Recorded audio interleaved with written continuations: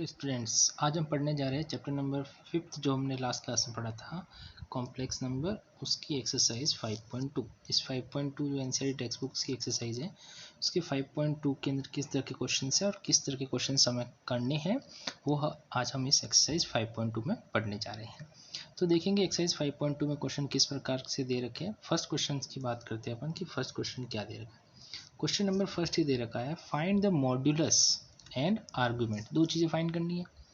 Find the modulus and argument of complex number z is equals to -1 minus iota root 3। इसका अपने को एक तो फाइंड करना है मॉड्यूलस, एक तो मॉड्यूलस फाइंड करना है और एक फाइंड करना है आर्गुमेंट। दो चीज़ें फाइंड करनी है और हमारा कॉम्प्लेक्स नंबर जो गिवन है वो z is equals to 1 minus iota root 3। आपके पास में आयोटा रूट 3 या 3 रूट आयोटा अपने को गिवन है।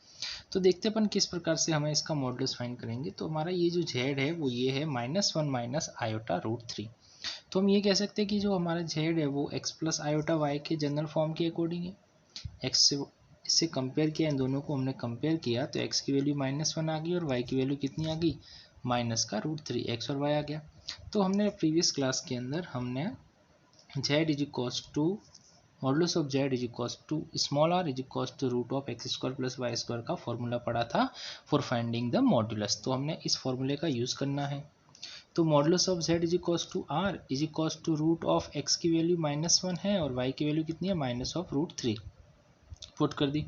तो -1 का स्क्वायर 1 और रूट 3 का स्क्वायर 3, दैट इज 1 प्लस 3 का रूट 4 जो कि कितना आ गया 2। तो r इज इक्वल्स टू 2 हमारा क्या आ गया है, मॉड्यूलस। ये जो r इज इक्वल्स टू 2 आया है वो हमारा क्या आ गया है, मॉड्यूलस। तो क्वेश्चन में दो चीज़ें पूछी थी, एक तो पूछा था मॉड्यूलस और एक पूछा था अपने पास में आर्गुमेंट। तो मॉड्यूलस तो हमने निकाल दिया, r इज इक्वल्स टू 2। अब अपन चलते हैं निकालने आर्गुमेंट। मॉड्यूलस का ये फॉर्मूला अपन ने पहले भी डिस्कस किया है। जिस स्टूडेंट को नहीं पता है वो पुराना वीडियो देख सकता है कि मॉड्यूलस का फॉर्मूला, और हमने ये भी देखा था कि फॉर्मूला कैसे आया था। ओके, आगे चलते हैं।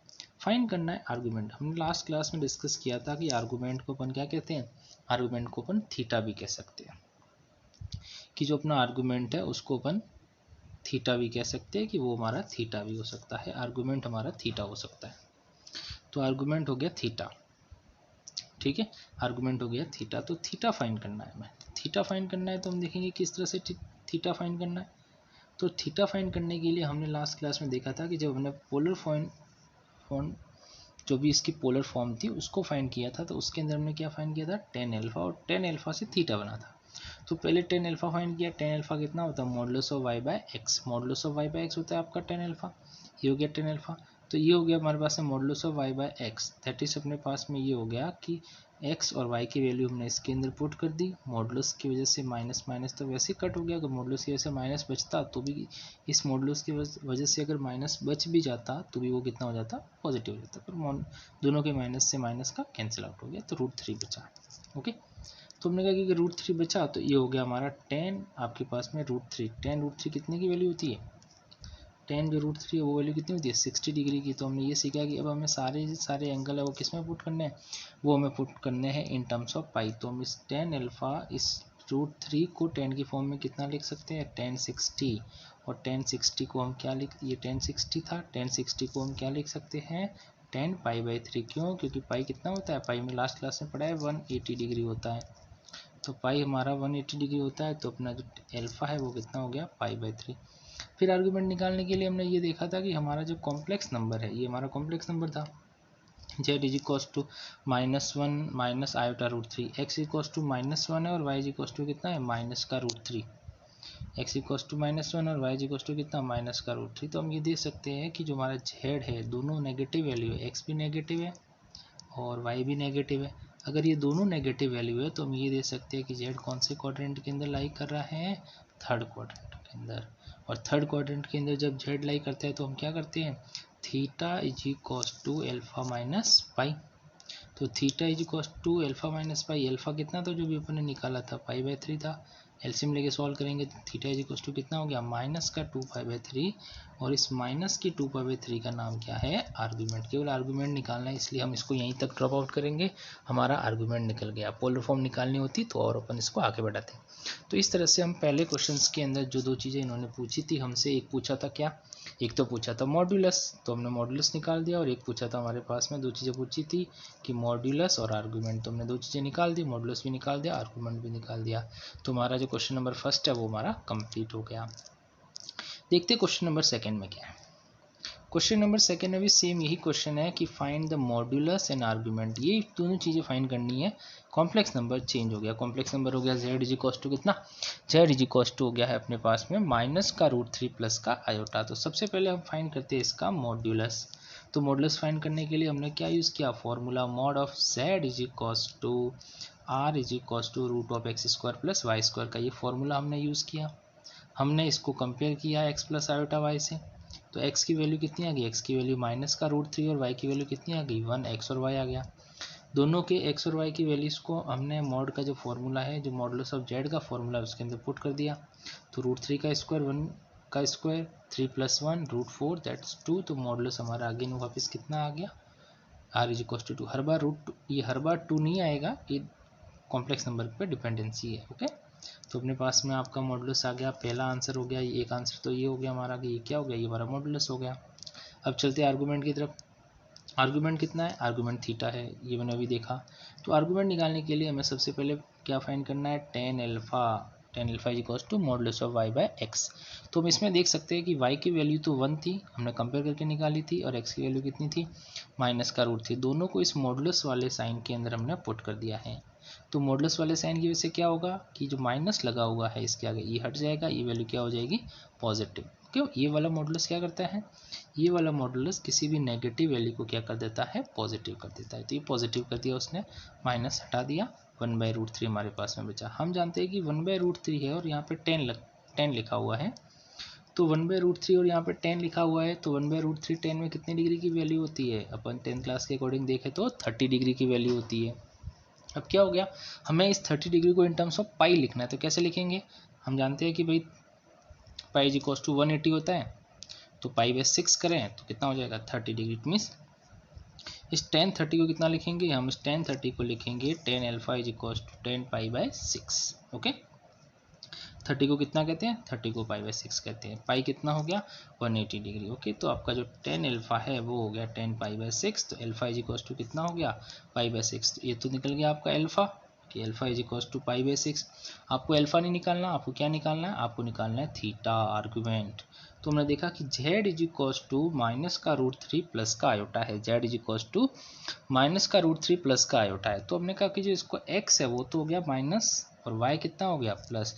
x आपके पास में x तो है माइनस, ये माइनस वाला x, और y कितना है प्लस, ये प्लस वाला x। तो ये कौन सा क्वाड्रेंट में आपके पास में -x और +x, ये कौन सा क्वाड्रेंट हो गया, सेकंड क्वाड्रेंट। तो आपका जो कॉम्प्लेक्स नंबर है वो कहाँ आ रहा है, वो आ रहा है आपके इस सेकंड क्वाड्रेंट के अंदर। तो हमने कहा कि जो कॉम्प्लेक्स नंबर है हमारा z is lie in the second quadrant. तो सेकंड क्वाड्रेंट के अंदर हमने क्या पढ़ा है, थीटा।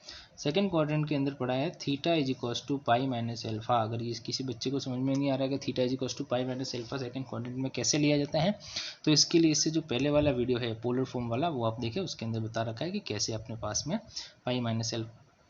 π-अल्फा सेकंड क्वाड्रेंट के अंदर लिखना है। तो हमने इसको लिख दिया, theta is equal to pi, alpha कितना था, अल्फा था हमारे पास में π/6 क्यों था भाई, ये था π/6 क्योंकि π/6 को क्या कहा था हमने, 30 का था, 30 को π/6 था, यहाँ हमारा अल्फा π/6 आ गया था। तो हमने यहाँ पुट कर दिया कि π-अल्फा सेकंड क्वाड्रेंट में होने की वजह से z हमारा कितना लिखेंगे, थीटा इज इक्वल टू π-अल्फा।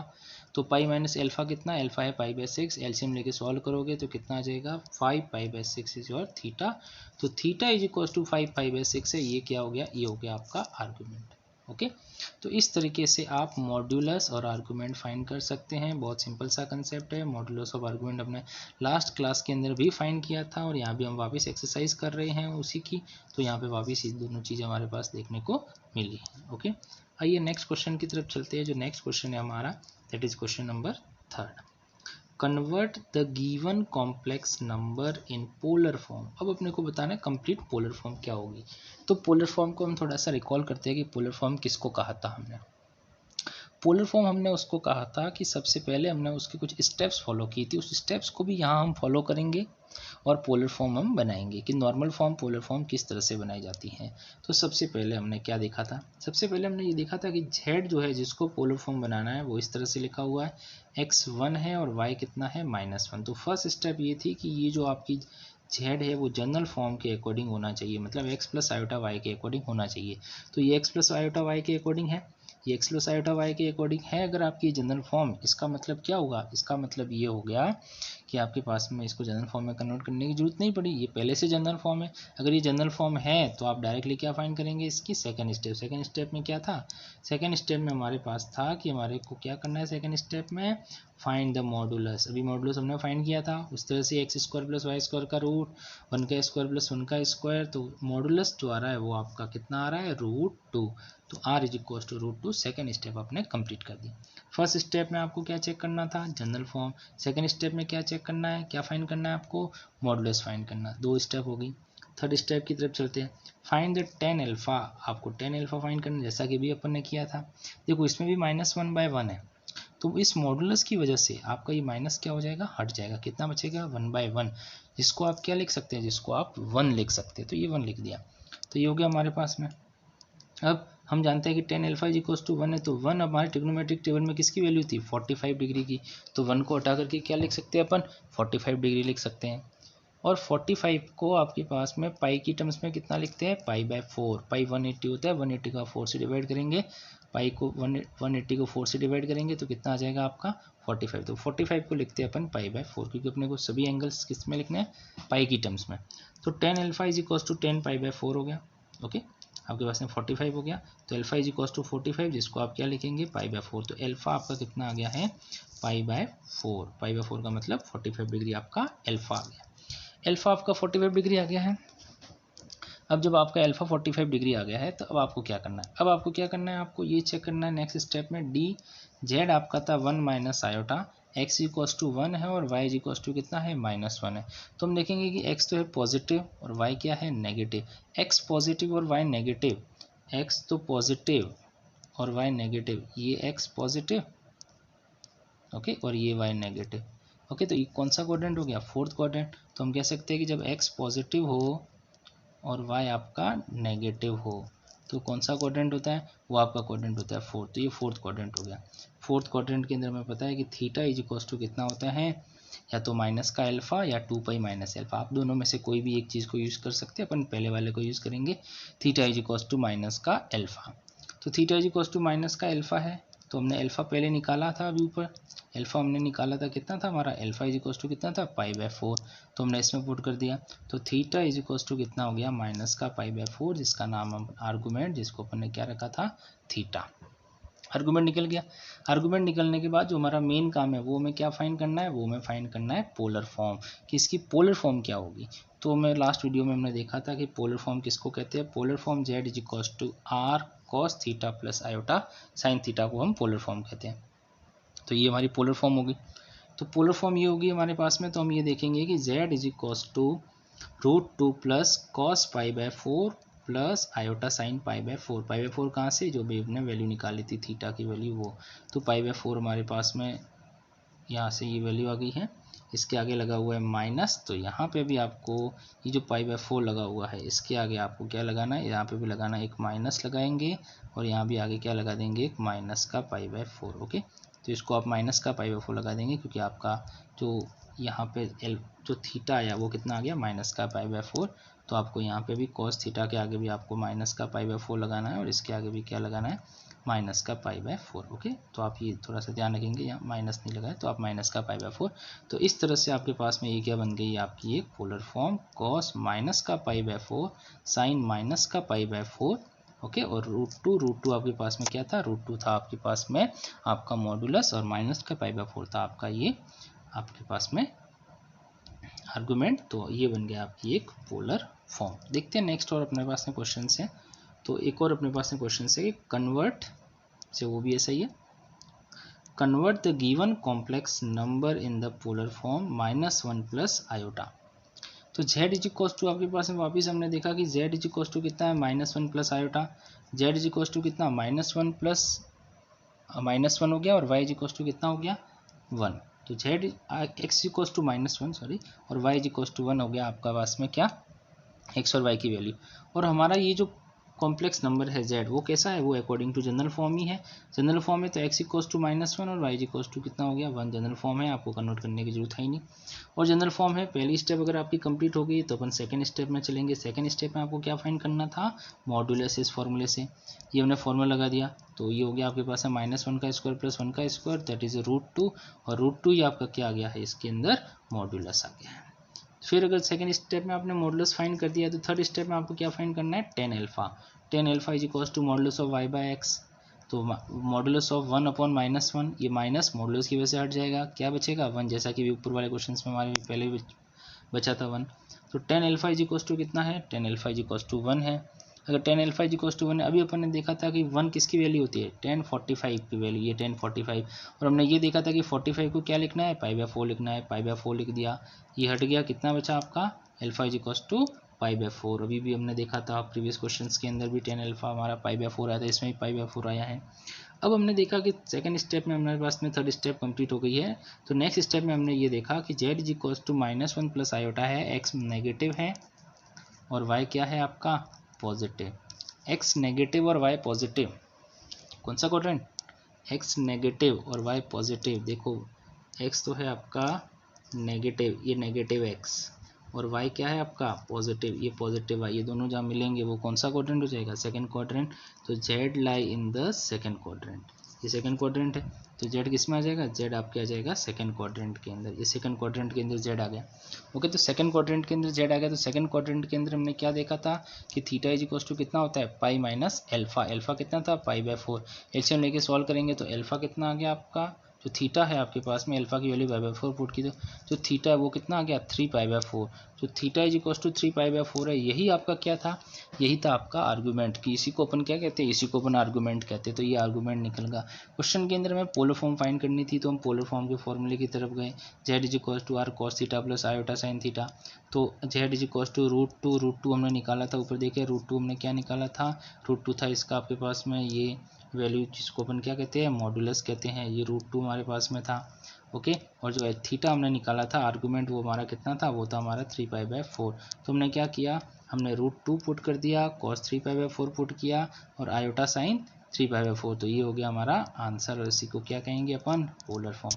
तो इस तरह से हम क्या कर सकते हैं, पोलर फॉर्म फाइंड कर सकते हैं। देखिए नेक्स्ट क्वेश्चन हमारे पास में है, उसमें भी सेम यही काम करना है कि convert the given complex number in polar form, z is equal to -1 minus का आयोटा। सबसे पहले हमने फर्स्ट स्टेप फॉलो कर दी कि z is equal to -1 minus का आयोटा, x -1 हो गया और y -1 है, ये according to general form x equal to iota y के अकॉर्डिंग है ही सही, तो कोई प्रॉब्लम ही नहीं है। तो हमने क्या किया, इसके अंदर डायरेक्टली हमने क्या फाइंड कर दिया, आपके पास में modulus of z is equal to r is equal to √x square plus y square, value put कर दी तो मॉडुलस कितना आ गया √2। दो स्टेप कंप्लीट हो गई। तो हमने थर्ड स्टेप की तरफ चले, हमने फाइंड किया tan alpha is equal to modulus of y by x, -1 upon -1 वैसे ही कट के क्या बचेगा 1 को हमने क्या किया था tan 45 डिग्री और tan 45 को क्या कहा था हमने π/4। तो अल्फा कितना हो गया π/4। फिर हमने देखा कि इसके अंदर दोनों z is equal to -1 minus का आयोटा, x भी नेगेटिव और y भी क्या है, y भी नेगेटिव है, x भी नेगेटिव और y भी नेगेटिव। हम ये देख सकते हैं कि x और y नेगेटिव कहाँ होते हैं, x और y हमारे पास में x भी नेगेटिव, ये x नेगेटिव, y भी नेगेटिव, ये भी दोनों नेगेटिव, ये इस क्वाड्रेंट के अंदर दोनों नेगेटिव है। तो z lie in third quadrant, क्यों, क्योंकि थर्ड क्वाड्रेंट के अंदर x भी नेगेटिव और y भी नेगेटिव। तो z lie in third quadrant, z third quadrant के अंदर लाई करता है और z जब थर्ड क्वाड्रेंट के अंदर लाई करता है तो थीटा कितना होता है अल्फा माइनस पाई। ओके, सेकंड क्वाड्रेंट के अंदर pi minus alpha, third quadrant के अंदर अल्फा माइनस पाई। तो हमने कहा कि अल्फा माइनस पाई है तो अल्फा कितना था π/4, तो π/4 माइनस पाई करेंगे तो कितना हो जाएगा माइनस का 3π/4। तो ये हो गया theta is equal to minus का 3π/4। ओके, हम इन वैल्यू को क्या करेंगे, हम इन वैल्यू को अगर हम कॉम्प्लेक्स वो जो पोलर फॉर्म है उसके अंदर पुट करेंगे तो r is equal to √2 cos minus का 3π/4 और साइन माइनस का 3π/4, ये हमारे पास में क्या आ जाएगा, इसकी एक पोलर फॉर्म आ जाएगी। तो इस तरह से हम क्या कर सकते हैं, पोलर फॉर्म निकाल सकते हैं। एक और क्वेश्चन है हमारे पास में 6, convert the given complex number into polar form. अब देखेंगे कि हमारे पास में क्या हुआ कि दो वैल्यू न दे करके एक वैल्यू दे रखी, माइनस का 3। अब माइनस के 3 को अपने को कन्वर्ट करना है पोलर फॉर्म के अंदर, कि माइनस के 3 को पोलर फॉर्म के अंदर कैसे कन्वर्ट करेंगे। तो हमने कहा कि सबसे पहले हमने इसको लिखा कि z इज इक्वल टू कितना है, माइनस का √3। इसको अपन ने x प्लस आयोटा y की फॉर्म में लिखा तो x तो -3 हो गया और y कितना हो गया, y हो गया आपका 0, क्योंकि x y था ही नहीं, आयोटा गिवन ही नहीं था तो उसको 0 लिख दिया हमने। तो हमने कहा कि भाई ये है तो ये जनरल फॉर्म के अकॉर्डिंग, जनरल फॉर्म के अकॉर्डिंग है तो जनरल फॉर्म को इस तरह से लिख सकते हैं। ये हो गई हमारी जनरल फॉर्म, पहली स्टेप कंप्लीट हो गई। फिर हमने कहा कि इस पहली स्टेप जब जनरल फॉर्म निकल गई है तो आपको फाइंड करना है modulus z is equal to r√(x² + y²। तो -√3 का स्क्वायर प्लस 0, तो -√3 के स्क्वायर से आपको क्या कहेंगे, √9, और √9 को अपन क्या कर देंगे, दैट इज 3। ये डायरेक्ट स्क्वायर से रूट काट में देना है तो माइनस का 3 आ जाएगा। ओके, इसको ऐसे मत कर देना है, आपको क्या करना है, पहले इसको ओपन करेंगे, ओपन करने के बाद जो वैल्यू आएगी वो अपने पास में क्या हो जाएगा आपका मॉड्यूलस। तो r इज इक्वल टू जो 3 है आपका, r इज इक्वल टू 3 हो गया आपका मॉड्यूलस। फिर हमने निकाला tan अल्फा, tan अल्फा कितना, tan अल्फा हमारा है π/4। ओके, तो π/4 है तो अपने पास में y तो था ही नहीं, तो देखो y तो हमारे पास में कितना था, 0 था। देखा कि y तो हमारे पास में 0 था और x माइनस का 3 था। हमने इसको मॉडुलस के फॉर्मूले में पुट किया तो 0 कितना आ गया, 0/3। 0/3 तो क्या कहेंगे, 0 कहेंगे, सीधी बात है। तो 0 कितने डिग्री की वैल्यू होती है, 10 में, 10 में 0 0 डिग्री की वैल्यू होती है, तो 10 0 तो अल्फा इज इक्वल टू कितना, 0। अब आपका जो z था अल्फा निकल गया, तो z -3 + 0 आयोटा, मतलब x की वैल्यू तो -3 और y की वैल्यू कितनी है, 0। x की वैल्यू -3 और y की वैल्यू 0 कहाँ आएगी, x की वैल्यू -3, ये हमारा कार्टेशियन प्लेन, x की वैल्यू -3, फॉर एग्जांपल ये x की वैल्यू -3, 0, ये वैल्यू हमारे इस लाइन के ऊपर आएगी। ओके, तो जब ऐसी लाइन के ऊपर आती है तो आपको वैल्यू कितनी आपके पास में कंसिडर करनी है, इसको नेगेटिव पॉजिटिव काउंट करना है। ओके, x नेगेटिव है और y पॉजिटिव की तरह काउंट करना है, तो क्वाड्रेंट कौन सा बन जाएगा, सेकंड। ओके, वैसे 0 ना तो नेगेटिव होता है ना पॉजिटिव होता है, लेकिन यहाँ पे हमें क्या करना है, 0 को एज ए पॉजिटिव कंसिडर करना है, क्योंकि एक वैल्यू की तरह काउंट करना है। तो हम इस तरह से काउंट करेंगे, तो इस कोऑर्डिनेट को कहाँ कंसिडर करेंगे हम, सेकंड क्वाड्रेंट के अंदर। तो सेकंड क्वाड्रेंट के अंदर, और जब हम सेकंड क्वाड्रेंट के अंदर होते हैं therefore z lie in the second quadrant, और जब z सेकंड क्वाड्रेंट के अंदर होता है तो हम क्या कह सकते हैं, तो हम ये कह सकते हैं कि जब सेकंड क्वाड्रेंट के अंदर है तो थीटा इज इक्वल टू कितना, पाई माइनस अल्फा। तो पाई -0 तो कितना बचा, पाई, तो थीटा इज इक्वल टू पाई, ये आपका क्या आ गया, आर्गूमेंट। जब आपके पास से मॉडुलस आ गया, मॉडुलस 3 आ गया है, आर्गूमेंट पाई आ गया है, तो हम easily find the polar form. हमने यूज़ किया formula z is equal to R cos theta plus iota sine theta, then z is equal to कितना, 3 cos pi plus iota sine pi, ये हो गया आपकी पोलर फॉर्म। ओके, तो आप किसी भी क्वेश्चंस को इस तरह से पोलर फॉर्म में कन्वर्ट कर सकते हैं। नेक्स्ट देखते हैं क्वेश्चन नंबर 7 में, convert the given complex number in polar form √3 plus iota. ये आपको ट्राई करना है, ट्राई योर सेल्फ। ओके, तो आपको ट्राई करना है, ए आपका √3 और बी 1 है। ओके, ए तो आपका √3 है इसके अंदर और बी कितना है, 1 है, तो आप इसके पास में ये इसके अंदर आपके ये तो है ए √3 और बी कितना है, बी है आपका 1। ओके, मतलब या फिर हम कह सकते हैं कि जो x है वो आपके पास में √3 है और y कितना है, y आपके पास में 1 है। तो आप इस तरह के इसको जनरल फॉर्म तो पहले से गिवन है, मॉडुलस फाइंड करेंगे, मॉडुलस फाइंड करने के बाद आप इसका tan अल्फा निकालेंगे, tan अल्फा के बेसिस पे आप थीटा निकालेंगे, देखेंगे दोनों पॉजिटिव, इसका मतलब क्वाड्रेंट कौन सा है, फर्स्ट क्वाड्रेंट है, तो थीटा और अल्फा क्या होंगे, इक्वल होंगे। ओके, इस तरह से आप इस क्वेश्चन नंबर 7 को अपने लेवल पर ट्राई करेंगे, और नहीं आता है तो आप मेरे को वापस पूछ सकते हैं। Okay, question number 8, convert the given complex number in the polar form, केवल आयोटा गिवन। ओके, अभी हमने देखा था केवल एक रियल नंबर था, केवल एक वैल्यू गिवन थी, अब केवल आयोटा गिवन है। तो जब z इज इक्वल टू केवल आयोटा, तो केवल आयोटा को कैसे लिख सकते हैं, z is equal to 0 plus iota, क्योंकि रियल नंबर कुछ है ही नहीं, 0 प्लस आयोटा, तो x की वैल्यू 0 और y की वैल्यू कितनी हो गई, 1। ओके, जनरल फॉर्म के अकॉर्डिंग ही है क्योंकि सिंगल सा आई है। तो फिर अगर ऐसा है तो हमने क्या किया, फिर फाइंड करेंगे tan alpha is equal to कितना, मॉडुलस ऑफ y/x, जिसको अपन कितना लिखेंगे, 1/0, दैट इज 1/0। ओके, और 1/0 को हम कहते हैं not define. Okay, not define कहेंगे इसको, कि अपने पास में ये इसको हम डिफाइन नहीं कर सकते। ओके, नॉट डिफाइन है ये 1/0। अब 1/0 नॉट डिफाइन हो गया, तो हमने पढ़ा है 10th क्लास के अंदर की जो नॉट डिफाइन 1/0 वैल्यू होती है वो कितनी होती है, 10 के अंदर 90 की। तो अपने पास में ये हो गया tan alpha is equals to tan 90। Okay, tan alpha is equals to tan 90 degree हो गया। तो अपने पास में अल्फा इज इक्वल्स टू कितना हो गया, π/2, 90 को π/2 कहेंगे क्योंकि 180 पाई होता है, 90 को π/2, तो अल्फा इज इक्वल्स टू कितना आ गया आपके पास में, π/2 आ गया। अल्फा इज इक्वल्स टू π/2 आ गया। तो फिर हम देखेंगे कि जब अपने को अल्फा इज इक्वल्स टू π/2 आ गया है तो हम क्या करेंगे कि z is equals to 0 plus iota हो गया, z 0 हो गया और y 1। अगर z 0 और y 1 को कार्टेशियन प्लेन के अंदर हम देखें कि हमारे पास में z 0 और y 1 को कार्टेशियन प्लेन में देखना है तो हम क्या करेंगे कि y 1, ये रहा आपका y 1, इस लाइन के ऊपर y एक्सिस के ऊपर आपका पॉइंट आएगा। ओके, तो y एक्सिस के ऊपर पॉइंट है, तभी मैंने देखा था कि इसको अपन इस तरह कंसीडर करेंगे कि दोनों कैसे पॉजिटिव है, ये भी पॉजिटिव ये भी पॉजिटिव, तो दोनों पॉजिटिव है तो कौन सा क्वाड्रेंट हो गया, फर्स्ट क्वाड्रेंट। तो हमने ये कहा कि z lie in the first quadrant, तो थीटा और अल्फा दोनों क्या रहेंगे, इक्वल, तो थीटा π/2 आर्गूमेंट आ गया। आपने मॉडुलस निकाल दिया ऊपर। ओके, मॉडुलस आपके पास में 1 हो गया, आपका मॉडुलस 1 हो गया है। क्योंकि 1 क्यों हुआ मॉडुलस 1 इसलिए हुआ क्योंकि एक तो 0 है और एक 1 है, 1 का रूट कितना हो जाएगा 1, तो मॉड ऑफ z कितना रहेगा 1। ओके, तो मॉडुलस आपके पास में 1 है।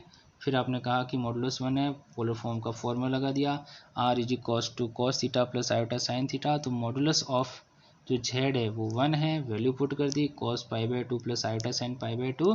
तो ये जो बचा हुआ है ये आपका क्या था, ये बेटा आपका एक पोलर फॉर्म थी। तो इस तरह से आपकी जो एक्सरसाइज है 5.2 आप इसको इसमें से करेंगे सॉल्व, और इसमें सॉल्व करने के बाद आप इसको देखेंगे समझेंगे। फिर भी अगर क्वेश्चन समझ में नहीं आता है तो आप मेरे से वापस पूछ सकते हैं। ओके, तो आप इसको समझना है, अगर समझ में नहीं आता है फिर भी कुछ है तो आप एक बार पुराने वीडियो भी देख लेवे। आप अगर पुराने वीडियो देखेंगे तो उसके अंदर आपको ज़्यादा अच्छे से समझ में आ जाएगा, तो आपके पास में आप इसको सॉल्व कर सकते हैं। तो आप इसको इस तरह से सॉल्व करेंगे हमारे पास में कि क्या है क्या नहीं है, कैसा फॉर्मूला है, कैसे हमने इसको पोलर फॉर्म बनाया, कैसे कैसे हमने इसको सॉल्व किया है। तो आप इस तरीके से किसी भी गिवन क्वेश्चंस को आप पोलर फॉर्म में, चाहे उसका मॉडुलस निकालना है, चाहे वो आपके पास में अनकॉम्प्लेक्स नंबर का मतलब जनरल फॉर्म के अकॉर्डिंग नहीं है तो आप उसको रेशनलाइजेशन करेंगे, फिर उसको कॉम्प्लेक्स नंबर में कन्वर्ट करेंगे जनरल फॉर्म के अंदर, फिर उसका मॉडुलस निकालेंगे। इस तरह के क्वेश्चंस आप अपनी एनसीईआरटी टेक्स्ट बुक्स के एग्जाम्पल में देख सकते हैं, जिसके अंदर आपको जनरल फॉर्म बनानी है कि किस तरह से आप जनरल फॉर्म बनाएंगे जो भी आपके पास में गिवन वैल्यू है उसकी।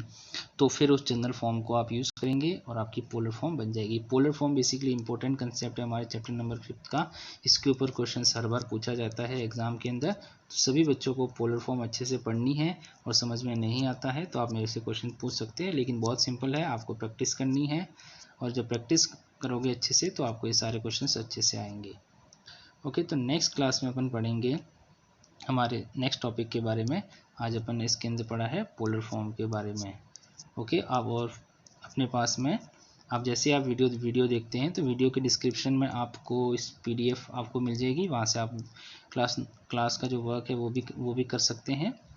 और आप जो स्टूडेंट्स अभी तक नहीं देख रहे वीडियो तो उनको भी कहे कि आपने मैथमेटिक्स सब्जेक्ट लिया है तो आप वीडियो देखेंगे तो आपको समझ में आ जाना धीरे धीरे शुरू हो जाएगा। ओके, हो सकता है स्टार्टिंग में प्रॉब्लम हो जाएगी थोड़ी बहुत, लेकिन आप थोड़ा बहुत इसको रेगुलर स्टडी करेंगे तो सब बच्चे इसको अच्छे से समझेंगे। और प्रॉब्लम आती है तो आपको पूछनी है, और हर वीडियो के आपके पास में जब भी ग्रुप में वीडियो आता है तो आपको लास्ट में एक फीडबैक फॉर्म है, वो आपकी अटेंडेंस है कि कौन कौन इसको पढ़ रहा है, तो उसको आप ज़रूर फिल करें, जिससे ये पता चल जाएगा कि कौन कौन से बच्चे हैं जो पढ़ाई कर रहे हैं। ओके, तो नेक्स्ट क्लास के अपन इसके अंदर नेक्स्ट टॉपिक के बारे में पढ़ेंगे।